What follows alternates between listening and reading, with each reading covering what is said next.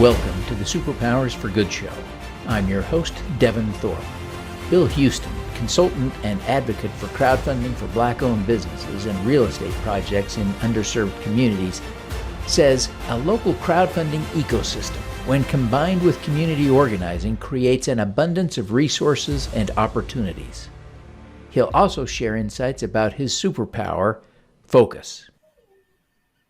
Bill, thanks for joining me today. It's a thrill to have you on the show and to talk more about the great work you're doing in the crowdfunding world, especially in the African-American community.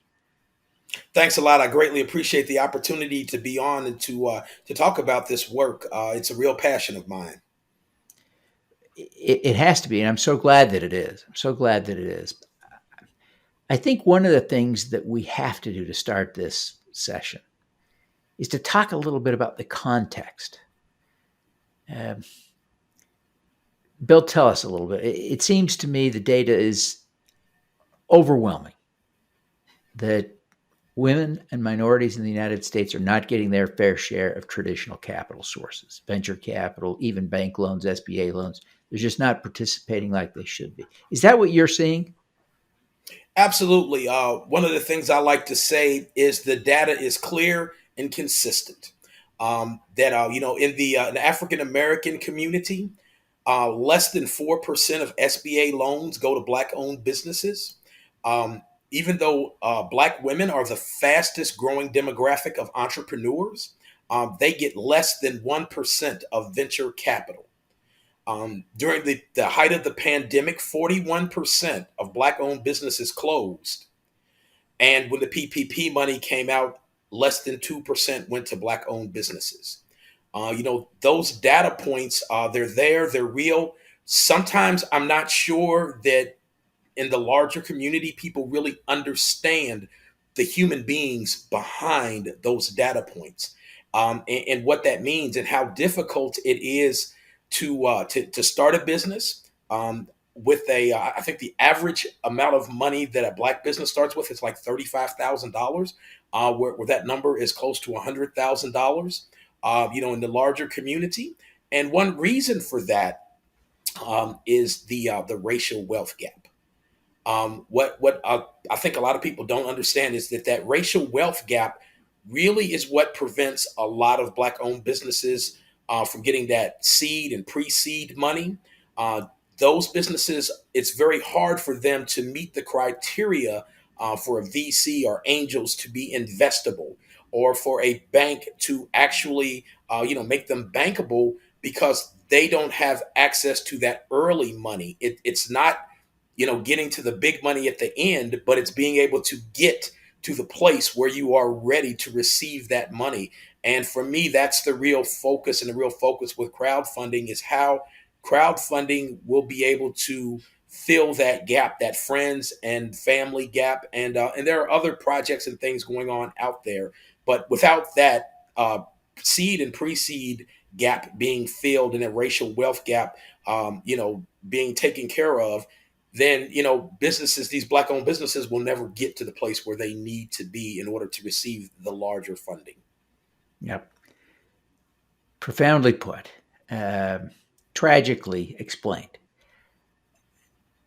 Bill, take a minute now and tell us a little bit about CrowdMax and what you're doing to try to be part of the solution to create more momentum for crowdfunding, and why, what you're doing and why. Yeah, so CrowdMax is kind of the culmination of almost a decade of work in this space. I got into the crowdfunding space in rewards crowdfunding early on. There was a woman who suggested to my son and I that if we shot a really cool video, people would fund our business. So we were in this program called CAP, Community Action Partnership. There were 7 businesses in there. My son and I, we actually had a video marketing company called H2 Communications, and we shot these videos. She put them up on Kickstarter, and needless to say, we didn't raise a single penny. But Kickstarter was real. So I started to look into it and try to understand, wow, why is it that people raise money and people don't raise money, on crowdfunding and through crowdfunding? So the first thing I learned was that the skill set that I had was easily transferable to crowdfunding. So I started to move into the space. I would work on people's campaigns for absolutely free, just to get the experience and to learn about that. By 2014, Inc. magazine named me one of the top 19 global crowdfunding experts. And I was feeling pretty good. Work was coming. I was getting some successful campaigns. 2016 came, investment crowdfunding. It became legal. And in 2017, things really started to change for me. I had an opportunity to speak at the Crowd Invest Summit in Los Angeles. And while I was Yep. there, We were both at that one. yes, absolutely. That's the first time I met you. Uh, Yep. when I was there was a lady who was on stage before me. Her name was Kathleen Minogue. And as I read Kathleen's blog and some of her thoughts, one of the things that really jumped out to me was about education. And as I sat on that stage with all those people there were only a handful of Black people. And I thought to myself, the community that needs this the most is the least represented there. And what that, in my opinion, really called for was education, right? Awareness, being aware that there are alternative solutions. A good friend of mine, an attorney out of Chicago, Elizabeth Carter, she always says that you have one or two choices when you want to raise capital. You can continue to try to convince people, why you should be invested in, or you can find alternative routes. And those alternative routes are crowdfunding. And I really try to embrace that. So as I continued working in the space, I met Linda Smith from By the Block. And when I worked with Linda, I thought, wow, people are going to really run to crowdfunding, people in the Black community, because here's their opportunity to access capital. And boy, was that a big letdown. So people really didn't know, they didn't understand, and there was a real gap in the education.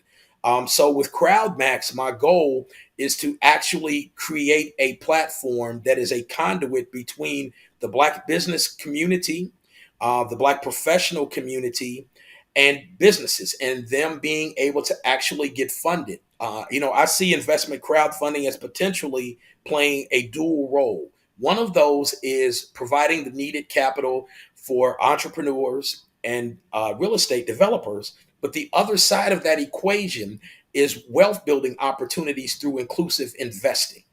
So I try to push both sides of those. And I think a lot of times there are people and organizations that really focus on, how you raise capital, how you do this. And I'm going to go back to the beginning. And the one fundamental rule that I've learned in a decade of crowdfunding is this: if you don't build an excited and engaged crowd, you will not get the funding you're looking for, period.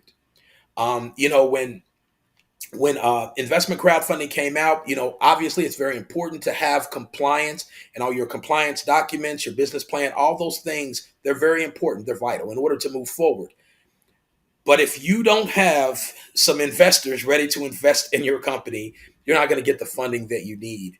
So what I did with CrowdMax was I actually created a funnel, a Facebook group, in collaboration with the American Dream Marketplace. And the goal there is it's called Crowdfunding for the Culture. And the goal there is to provide an introduction to crowdfunding to Black owned businesses. One of the things that we like to really push is the businesses that have successfully crowdfunded, so people see models and demonstrations of those. I've had some successes in that space as well.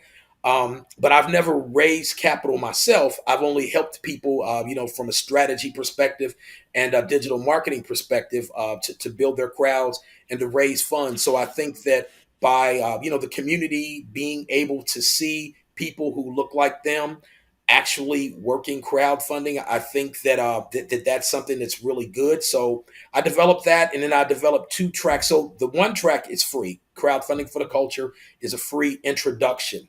And then I developed a track where if there are businesses that already have a crowd and they just haven't engaged that crowd, that they can be accelerated. And then the other track is businesses that don't have a crowd at all, and they need to start from zero, and we kind of call that the accelerator. And also, this is kind of the last part of what it is that we do with our newsletter is to actually get this information in front of people so that they know that it exists and that it works in our community. And that's kind of the genesis of CrowdMax. Fantastic. Well, it seems to me one of the critical things to know and understand is that while crowdfunding is challenging for everyone, including African Americans, it is it seems to be a more fair and equitable place in which to operate than, say, the venture community and some of the other marketplaces that people try to access capital. Is that what you're seeing? Absolutely, I'm absolutely seeing that. Working with Honeycomb Credit, one of the things that I see is they have a success rate of about 50% for Black-owned businesses, and instead of 4%, their actual rate is about 11%. So it's much closer to the 13% of the population represented by African Americans. At WeFunder, I've kind of seen the same thing where the success rate is about on par with other companies, majority community companies. So yes, I have definitely seen more success, in the crowdfunding space. And I will say that in the crowdfunding space, your money is in your crowd, right? So it's how hard you work at building your crowd, assuming that you have a good product, right? Assuming that, Mm-hmm. being able to really message people, being able to really get people excited and engaged about what it is that you're doing.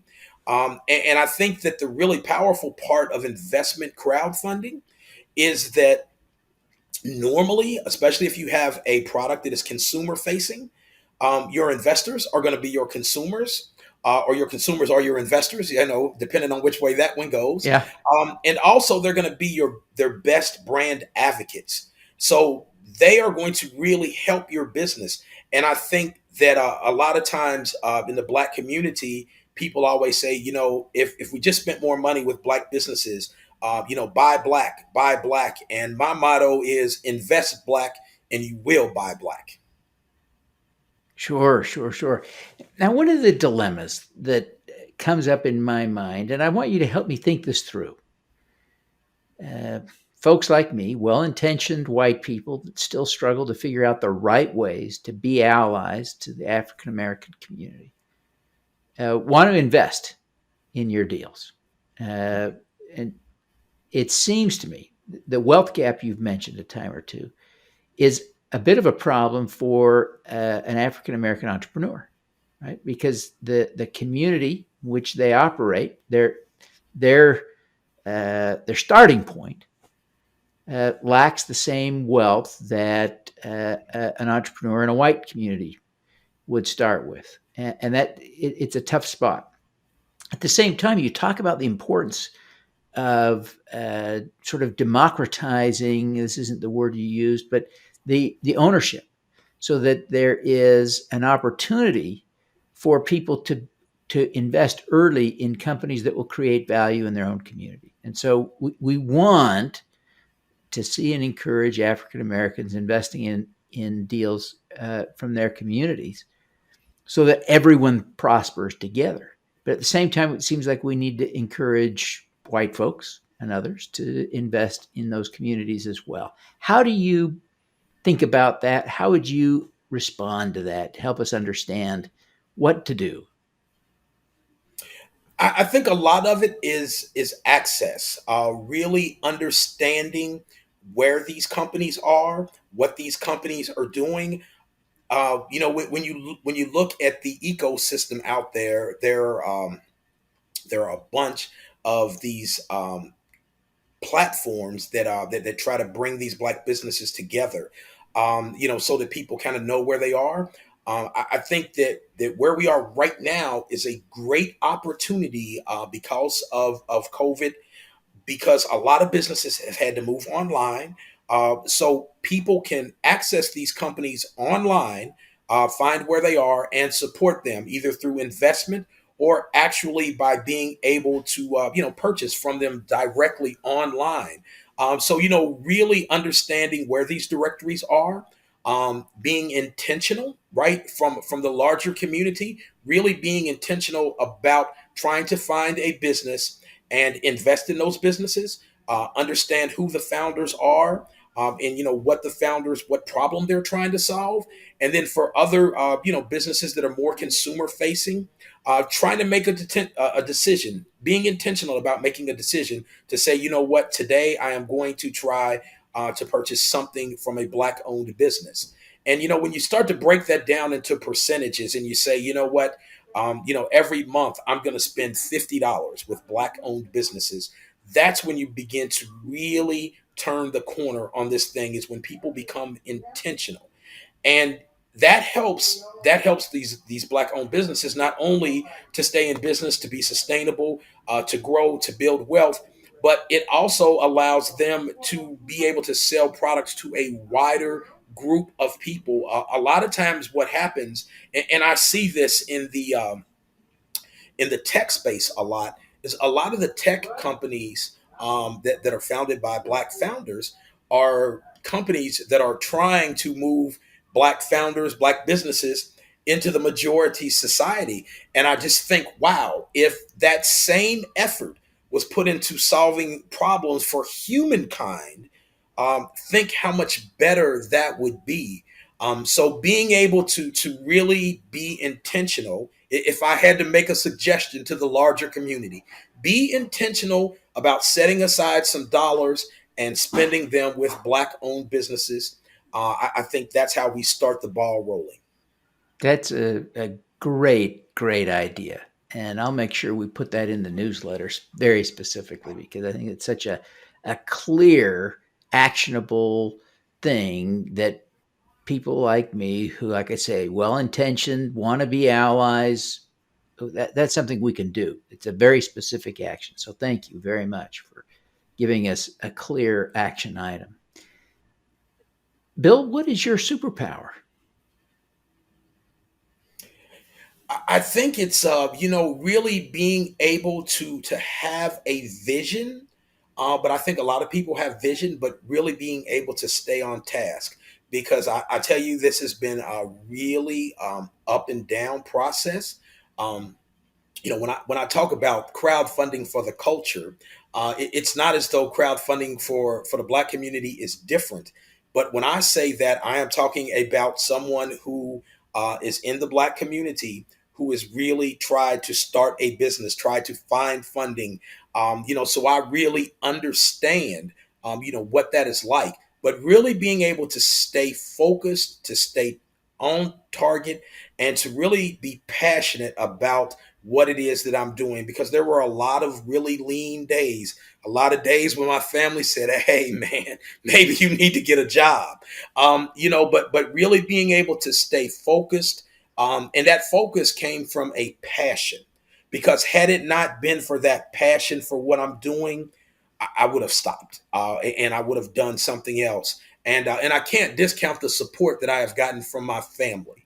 Because as I said, there have been lean times, and they just, they said, okay, you really believe in this, and you're really trying to work this and make it happen. So I think that is really about being focused, and kind of being driven. I grew up in a home. It was just my father and myself, and he was much older than me. He came from that greatest generation. He was in World War II, and he wasn't a real nuanced guy, right? It was either black or white. And he used to say there are only two kinds of people in the world: talkers and doers. And it doesn't take long to figure out which category you fall into.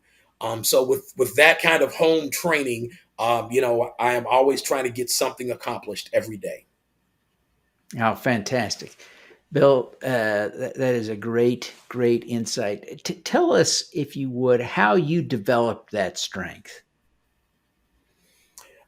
Well, I'll tell you, I'm gonna have to give a lot of that credit to my dad, because he really helped me develop it. Really pushed me to do things. Always had to finish what I started. He used to say to me all the time, There's never enough time to do something right, but there's always enough time to do it over. So just do it right the first time. So those little messages and lessons were things that really inspired me. He used to tell me that there are going to be lots of battles to fight in my life, but I need to pick the ones that are worth dying for, and those are the ones that I go for.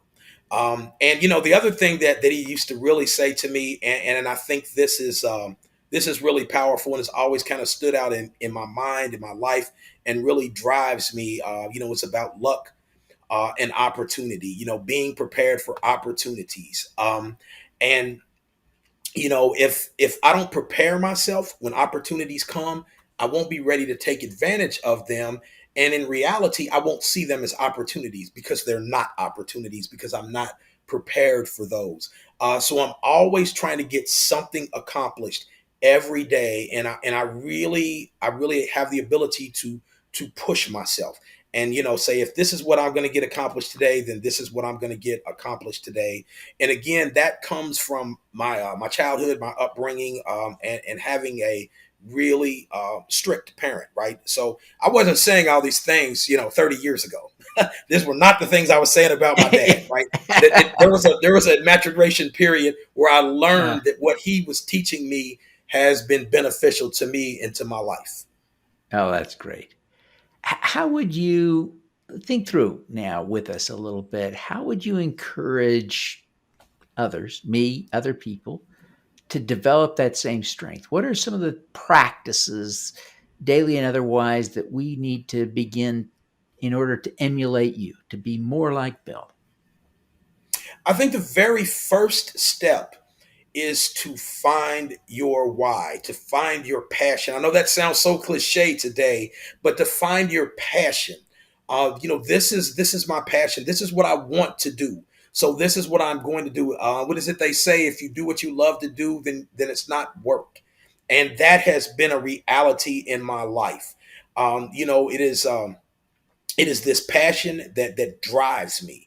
It's what creates my vision. It's what creates my to-do list every day. Is how can I make this passion come to life? How do I do that? Behind that, you have to be very definite about what it is that you want to do, and you have to be determined to make sure that you do it. And then I think that last D is that discipline. You have to do the discipline. If you think there aren't days that I want to watch Netflix, that's just not true. I do. I want to watch it, but I know that I am not going to get done what needs to get done on that particular day. And that's where that discipline, that real mental toughness comes in, is being able to do what needs to be done and not what you want to do. Oh, that's great insight. Well, Bill, thank you so much for taking the time for this conversation. I really appreciate it. I'm excited to share this with my community. And uh, but before you go, I wonder if you would take a minute here and just tell people how they can learn more about your work, how they can find CrowdMax Publishing online, how they can connect with you on social media, and if you're open to it, tell people how they can connect with you more personally. Yeah, absolutely. So you can reach my website at crowd-max.com. And my email address is Bill Huston at crowd-max.com. My Twitter account is crowd_max. And LinkedIn, you can find me at Bill Houston One on LinkedIn, and those are the two places where I tend to hang out mostly. I'm on Facebook, but not a lot. Mostly in the Facebook groups. Um, and you can absolutely feel free to visit the website, reach out to me, email me. And I'll go as far as to give you my telephone number. It's area code 502-912-2570. You have any questions, comments, concerns, please feel free to reach out to me. If I don't answer the phone, it's only because I'm on a call with someone else. And if you leave me a voicemail, you'll never hear from me again. So text me or email me. Okay. Bill, I appreciate you taking the time for this. The work you're doing is incredibly important. And there are a lot of different ways that we all need to be coming together to help eliminate this wealth gap in the African American community, or between the African American community and the white community. But clearly, the work you're doing is one of the critical parts of closing that gap. So thank you for doing that. Thank you. I appreciate the opportunity. All righty, let's do some good. Yes, sir. Thank you for tuning in to the Superpowers for Good show. Twice each week, we host changemakers who share their impact, insights, and superpowers. Don't miss another episode. Subscribe today at superpowersforgood.com. That's superpowers, 4, good.com. Be super empowered. Get your copy of the book, Superpowers for Good, as an ebook, audiobook, paperback, or hardcover edition via your favorite online retailer. Interested in having me speak to your company, organization, or association? Visit devonthorpe.com. Then let's talk. Now, keep using your superpowers for good. Together, we can reverse climate change, improve global health, and eradicate poverty.